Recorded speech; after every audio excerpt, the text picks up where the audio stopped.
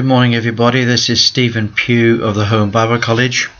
It's March the 23rd and we're looking at Joshua chapter 19. Now in this particular passage we have a description of the portion of land that was given to the 7 tribes that were the last to take possession of the land. We have Simeon's portion, and Zebulun's portion, and Issachar's portion, and Asher's portion, and Naphtali's portion, Dan's portion, and lastly Joshua's portion. You see, Joshua himself was the very last to have an inheritance given to him. Now the reading of these passages seems very boring in all honesty. However, although it might be boring to us, it's boring to us because we don't understand all the villages and all the names and the territories. But for the children of Israel it is very interesting. See the point? They find it very interesting because for them they understand these areas, these territories, these cities, these villages, and these tracts of land. When it comes to Joshua, it says, when they had made an end of dividing the land for inheritance by their coasts, the children of Israel gave an inheritance to Joshua, the son of Nun, among them, according to the word of the Lord, which they gave him the city which he asked, even Timnath-serah in Mount Ephraim. And he built a city, and he dwelt there. And these are the inheritances which Eleazar the priest and Joshua the son of Nun and the heads of the fathers of the tribes of the children of Israel divided for an inheritance by lot in Shiloh before the Lord at the door of the tabernacle of the congregation. So we can see now the whole picture. The children of Israel came to Shiloh. They came to where the tabernacle was pitched. And at the door of the tabernacle, that is where the lots were cast. And whatever was the lot that came out, tribe by tribe, that was the land that they possessed. You'll notice that in the previous passage, 3 men of each of the tribes had gone through all the land to various positions, various parts, and they had written down a description of exactly what's there, how many cities and how many towns, how many villages, and so on. In chapter 20 we have another interesting passage where the Lord makes provision in Israel for the slayer of blood. Now this was an interesting thing. You see, the slayer of blood was a person that kills a person unawares and unwittingly has killed them. He didn't mean to. This is what's called today manslaughter. It's not murder. So the person that's the victim dies just the same, but there was no malice and there was no hatred in the heart of the person that slayed. It was an accident. However, the children of Israel, even at this time, had the leftovers of the law of the family that existed before the time of Noah. Now, before the time of Noah, there was no civil government and there were no judges to bring about justice amongst the people of God and the children of the world. These were all the sons of Adam, and it was always the duty of the family to bring revenge upon the death of a murderer. So right the way from Adam all the way to the time of Noah, that's how justice was meted out. You remember Cain says, whoever finds me will slay me.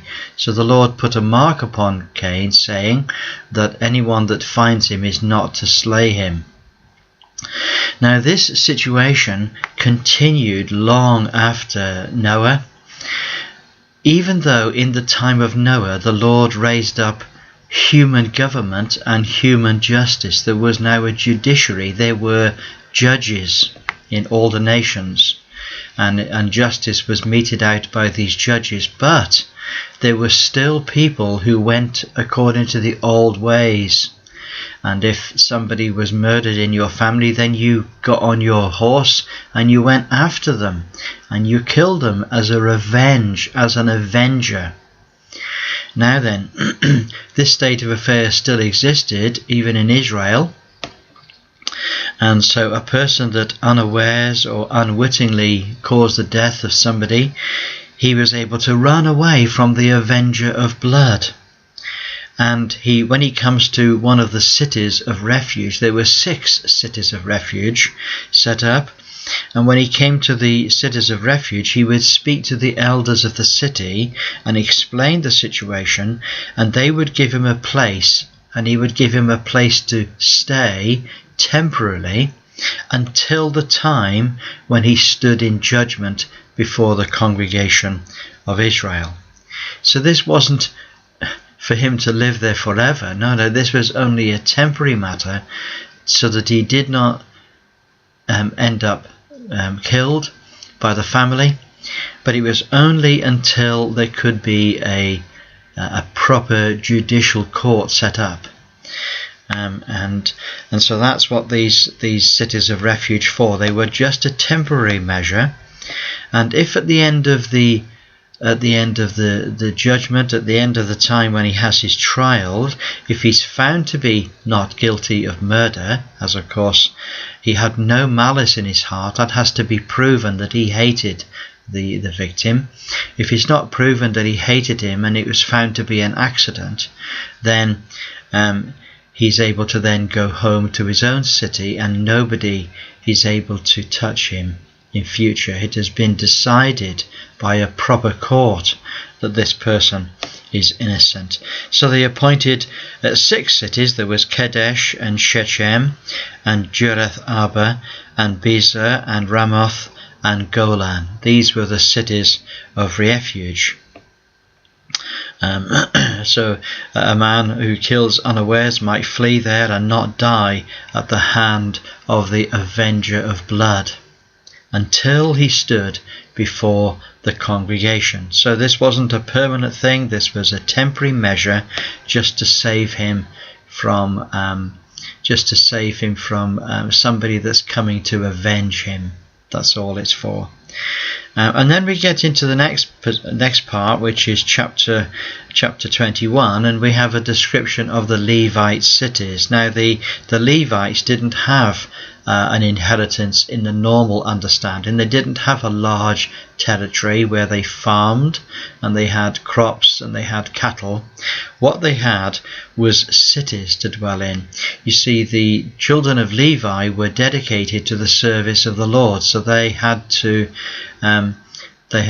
not become involved in general agriculture. Agriculture was the main work of all the tribes of Israel. So they gave them, in Benjamin they gave them 13 cities, in Manasseh they gave them 10 cities, in Bashan they gave them 13 cities, in Zebulun 12 cities, and so the list goes on. The children of Levi, therefore, they had cities to dwell in, they had somewhere to live, but they also had small suburbs where they were able to keep some crops growing, just like a garden would be, and they were able to have a small amount of cattle. But they were not cattle rangers as the other tribes were, and they were not farmers like the other tribes were.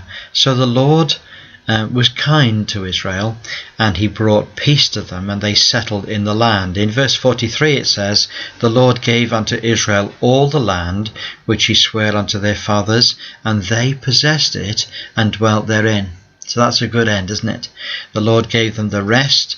The Lord gave them rest round about, according to all that he sware unto their fathers, and there stood not a man of all their enemies before them. For the Lord delivered them, the Lord delivered all their enemies into their hand, and they failed not anything of which the Lord had spoken unto the house of Israel. It all came to pass. Now this is a wonderful end. The children of Israel had fully entered into all of their inheritance. They had taken possession of all the land, and they had conquered all their enemies.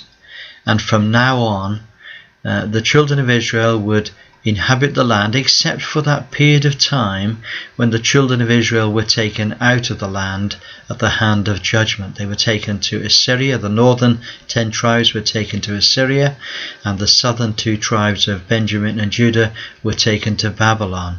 And Levi was taken down into Egypt, and the poor of the land also went down into Egypt. There was a general famine, you see, in those days, and they had to leave to go to Egypt in order to survive the famine. And the land during the 70 years was left utterly unoccupied and unpossessed.